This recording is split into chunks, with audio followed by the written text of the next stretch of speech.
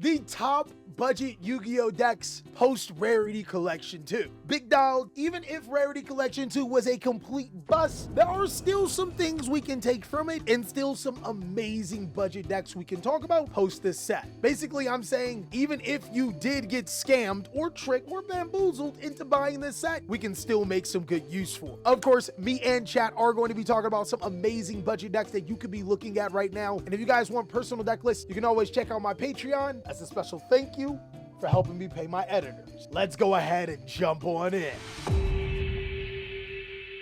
So what constitute as a good budget Yu-Gi-Oh deck? First thing, we're going to be looking at Yu-Gi-Oh strategies that are very cheap. And as this video progresses, we're going to get a little bit more towards the expensive side. I'm not saying these decks are going to cost you an arm and a leg. I'm just going to say that these are higher end budget Yu-Gi-Oh decks that you can build onto. Also, if the strategy does have Rarity Collection in mind, we will take into consideration, because unfortunately, if you were bamboozled into buying that set, you may want to build some decks off of it. The first strategy that I want to talk to you guys about is actually one of my favorite strategies of all time. It may not have a lot to do with Rarity Collection, but I'm telling you, it's powerful. Use the staples that you get for this strategy. Evil Eye is completely insane. What I love about Evil Eye is that it is a deck that is cool looking. That's the best thing. I mean, look at them. They're so cool. The cope? Yikes. Chat, hold on. First of all, Evil Eye got top 8 at an LA Regionals. So if you think that I'm coping, you're coping. The Evil Eye strategy is built on Evil Eye Selene, and anytime you equip it to one of your monsters, it can't be destroyed by battle, card effects, and cannot be targeted. But more importantly, your Evil Eye monsters gain effects if they are equipped with an Evil Eye Selene. Namely, your Cerziel being able to destroy special summon monsters, and your Empress being able to negate monsters. But I think one of the most important things about the deck is that it can make Cerziel to your side of the field. And if you can link summon into Cerziel, not only does it have the potential to be able to attack multiple times in one turn, it can destroy a card on the field once per turn. Now, I know this may not seem really powerful, but keep in mind, guys, I just said that this monster is untargetable, indestructible, and can't be beat by battle. It is a walking monster that literally cannot be stopped. But destroying cards is still not great? Berserker, you're not wrong. And that's where Evil Eye has another cool thing about it. Since Evil Eye can summon level 3 monsters incredibly quick, it can Xyz summon into some of the best monsters. DDD Darius may not seem really much of a threat, but when you can make your DDD Deus King Mach X on top of it, you cook it. But if that wasn't cookage enough, you can go into Zeus using that exact same law. It means that the deck has the versatility to be able to summon powerful Link monsters, but then can always pivot back to Xyz summons, which are pretty good when you can make Zeus that easily. Diddy King Darius? Oh no. Hey, no Diddy, no.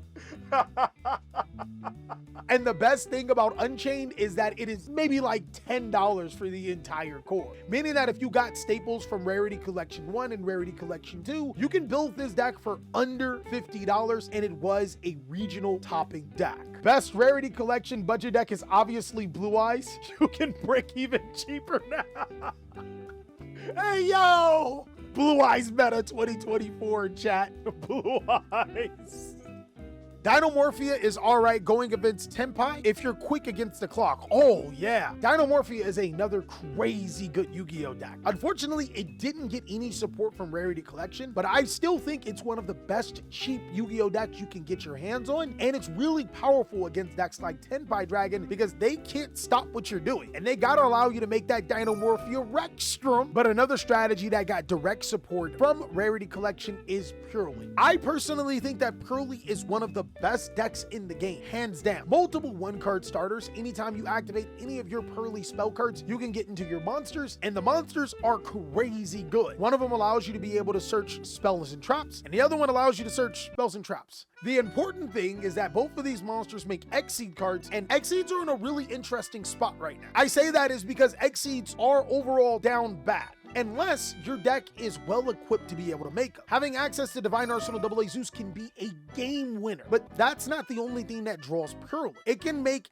Purrely Noir, which is a huge kitty that's unaffected by all card effects. The only really problem is knowing how to play the deck. Damn. He's not wrong. I ain't gonna lie. If you guys are just jumping into the game, I probably would not recommend Purrely because while it does seem straightforward, this deck is like incredibly hard to play. Only some of the best players can master it, and there are players that have master classes, literal classes for this deck because it is so sophisticated. You could say it's for the genuine catmen. Purrely isn't that complicated to learn. I did in Master Duel of all places. He didn't learn about Purrely.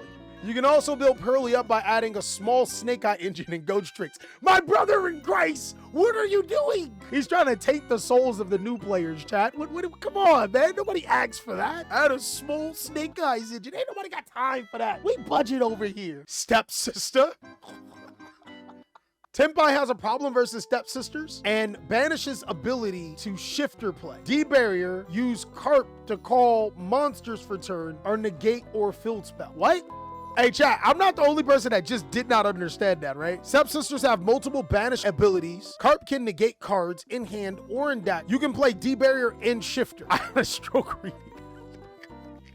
What's Carp? I think Carp is an Exo Sister card. Let's go ahead and look at it. Exo Sister Carp Divium says neither player can target Exo Sister monsters you control with effects of monsters that was special summoned from the graveyard. You can only use the following effects once per turn. If you exceed summon an Exo Sister, you can declare one card name, negate the activated effects and effects of that card on the field with the original name until the end of the turn. When an attack is declared involving your Stepsister, you can target one spell or trap card your opponent controls and destroy it. Holy crap. So if you activate Carp Divium and you exceed summon, you can declare the Tenpai Dragon's spell card, and their turn is kind of cooked. But also, if they're attacking one of your Stepsisters, you can destroy their field spell, which is sneaky good too. Overall, I think Exo Stepsister is good, not only because it did get reprints inside of Rarity Collection 2, it's just flat out a solid Yu-Gi-Oh deck. Players are touching the graveyard more than they're touching soap, which is not really a surprise, and Exo Sister can take full advantage by making free Exceeds with the little guy. If you can do that in any type of format, Stepsisters are eating good.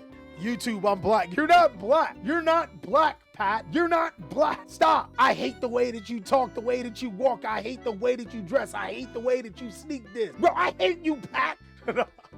For context, Pat lost his black card when he started listening to country music, and then he tried to get it back. It didn't work. Necrovalley Insight, Exo absolutely cooks most of the decks these days. They have to use resources to clear it. The same thing could be said about Secret Village of the Spellcasters too. Hold on. Berserker kinda cooking. I mean, they can top the Dryer. Grand Harrier might be right. The Spirits in Hand with Martha is 2 Exceed with effects with Baguska, Zeus, and Typha. I don't think it's fair to say that Purrely is the de facto deck because not everybody wants to play Purrely. What I can say about Exo Sister though is that it is an incredibly cheap Yu-Gi-Oh deck. Like ridiculously cheap. And if that's what you want to play, you could have success with it as a budget deck. And I mean really budget. Just, I would not expect to have the same level of success as some of the other strategies, like Evil Eye, my boys. So I said we were gonna move up to a little bit more expensive strategies. And unfortunately, this deck did get reprints, but unfortunately, like I said before, got a little bit more expensive. Unchained is really good.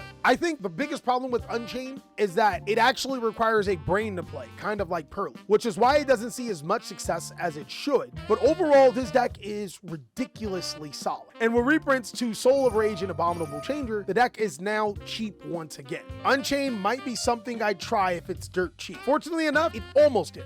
While most of the Unchained cards are under $1, unfortunately, Unchained Soul Lord Yama is $20. The best thing about Soul Lord Yama, though, is that it's not just for Unchained. This card is literally Fiend support. It's a card that can be used to search your Unchained Shavara, or maybe if you decide to play other Unchained cards, you can, but also can special summon a Fiend monster from your graveyard to your side of the field, which does come up in a lot of Fiend decks like Labyrinth, like Evil Eye, and some other amazing strategies. The art goes so hard, it's almost good enough reason to play. That's what I'm saying, chat. TCG having Shyama at 1 is dumb. You're not wrong. Lost me with Evil Eye and Berserker, why do you hate Evil Eye so much?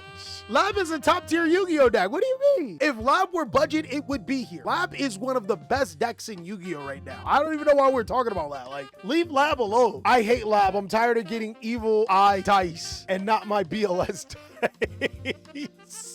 Leave Lab alone, as Konami unfortunately has.